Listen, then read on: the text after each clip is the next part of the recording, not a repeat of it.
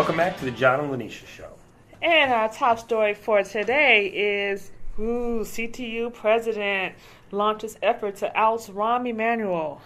Yeah, I don't know if that's going to go over too well. I don't know if that's such a good idea. I mean, I get the idea. Karen Lewis and the teachers union obviously look at Rahm Emanuel and the school board that Rahm Emanuel has placed his friends on, who are doing really stupid things like closing schools that are 80% full and the such. Mm-hmm. So one of the possible solutions is, let's find somebody who actually can be a viable mayoral candidate to run against Rahm Emanuel. Right. Yeah. Good luck with running up against the machine. I don't think that that's a good idea, because even if they did find somebody and they backed somebody, if that person loses, they're screwed. I mean, Ultimately, she's just gotta, they just gotta work with Rahm Emanuel. Now, granted, he's a bully. He's been profane with her. He's an asshole, and she has got to, they got to figure out how to work with him. Probably will have to be the next president of the teachers union. Of course, she doesn't like that idea, and she doesn't want to run for mayor either. Well, there's no way. Yeah, she doesn't want to run. No. And she said no one in her immediate circle is going to run. She's not very photogenic. But they want to find someone. That's not nice, John. But she's not. They want to find someone that they can get behind, someone who they can train. That's what she said. Well, the idea is that, even if it's somebody who's not into politics. But that's the funny thing, because most of the people in our government, in our local state, county, and city government, it's incestuous for the most part. 99% of them are scum. They're all not really working. They're working for themselves. They're hiring their families. They're making deals with companies of people that they know and their families. It's all massively corrupt, because that's how things are done in Illinois, Cook County, and Chicago. And so you got to try to, the only possible thing to do is to find an outsider. Because even amongst the politicians, you've got a Republican Party that is non-existent on the local level. Absolutely. Even on the state level, it's kind of hobbled. Yeah. But, so everybody's part of kind of the same good old boy network. So, you can't really find a strong politician to run against a lot of, a lot of these lifelong politicians, that we've had to put up with, and that it really sucks. That's why it's one reason it really is just very bad, living around here when that your alderman will have nobody running against them, and your alderman's a jerk, and like Tom Tunney. Or, your mayor will have, if anything, will have very weak opponents, and, you got a state house that's pretty much run by Mike Madigan. Looks like he's going to pretty much his daughter is going to ascend up to the governorship whenever the heck. Yeah, did you see that? Pat Quinn decides to leave. Yeah. But, but she's more likable, actually. Here's the thing. Who cares? You know why nobody should vote for her? Because Mike Madigan wants it. Okay? Because he wishes it, nobody should vote. It's just like recently what happened in your neck of the woods. Where you get that, we got to find the replacement for Jesse Jackson, in Congress, right? That was, I'm sorry. Yeah, second congressional Congress. And what do we get? We get somebody who's part of the machine. I'm going to have to disagree with this. No. Hold up now. No. The only reason why things happen with her, I'm not saying it's right. Yeah. But they came from New York. Your boy from New York came, took his super PAC and put behind her. Well, sure. But she was the only one who was not being backed by the NRA. So Everyone what? else had their hands in the NRA. No, I don't. Yeah, they did. In the end, who cares? Yeah, they did. Who cares? Nothing wrong with the NRA. Good gun safety. Good gun safety. Really? Yes. Really? But you sure about that? You know what? I know a lot of people who would beg to differ with you. Here's the deal.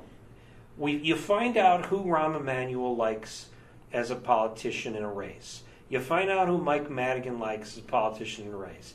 You find out who Ed Burke likes as a politician in a race. And you vote against them because they can't be good, because they're part of the machine. And that's what's wrong with this city, with this county, with this state. So did you vote for Rahm Emanuel when he ran? No. Who would you vote for? I don't even remember who the heck he ran against. No, I'm sorry. You know who I voted for?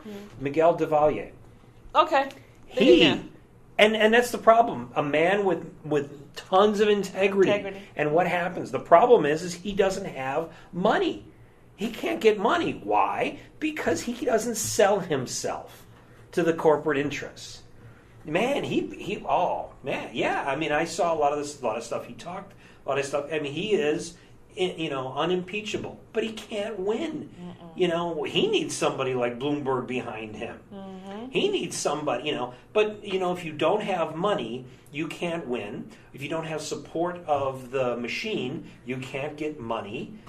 Because all of the major, companies and, people who have special interests who donate elections already have, the machine in their pocket. But some people, even though the machine is behind them, they aren't good people. They just can't get a lot of things passed. I would think. Everybody in there can't be terrible. Most are. They can't all be terrible. Most are. Most of the Chicago City Council was appointed by Richie Daley, which is insane. Somebody would retire, and who gets to pick someone? The mayor. That's crazy. So they're beholden to the previous mayor for their jobs. Basically, I wouldn't doubt if every year, on an anniversary date or whatever, they'd have to go to his house and walk around on their knees, thanking him and kissing his ass. I really doubt that happens. In my mind, I'm sure it does. I really doubt that said, Karen Lewis right now, this is no win. This is a no-win scenario. She's right in that we need more actual opposition. We need what we need is a choice when we go vote. Okay? Oh, it really would be nice. Viable choices. There are choices out there, but they never get in. Well, the problem is that a lot of the choices are not viable. You can't basically have a situation where you got Rahm Emanuel and then you've got 5 different, reverends and preachers and community activists that most people have no idea who they are. Because what they do is they just split the alternative vote and Rahm Emanuel gets in again. So we're going to assume when it's time for this election again, he's going to win again. Well, I mean, we've got 2015. We've got a couple of years, but there's nobody with a spine yet who has kind of made themselves apparent.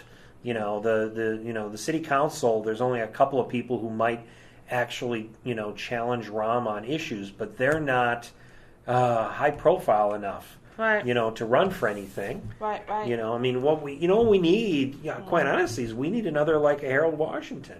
We need somebody who is a career politician, who is honest, and actually who already has some sort of a coalition behind them. We need a black guy to run for mayor. That's what I'm saying. The only way to beat Rahm. We tried that. They didn't win. No, we need a good black guy. You mean someone without some type of crappy political background? Yes. God. Yeah, somebody, almost unimpeached.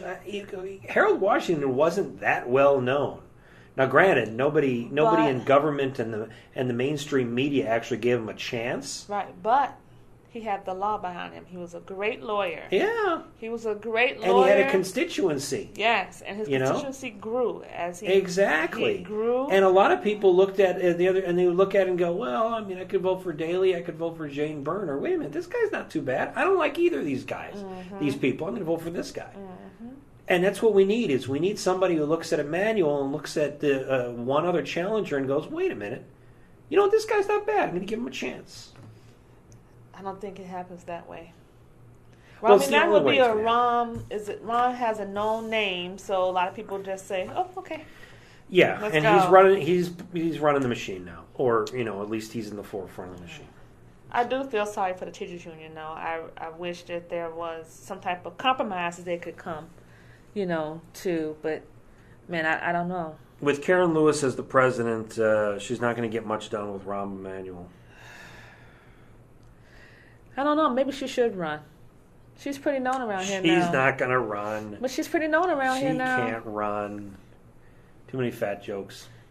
Oh, no. We're going to end this conversation. Thanks for listening to the John Linetia Show.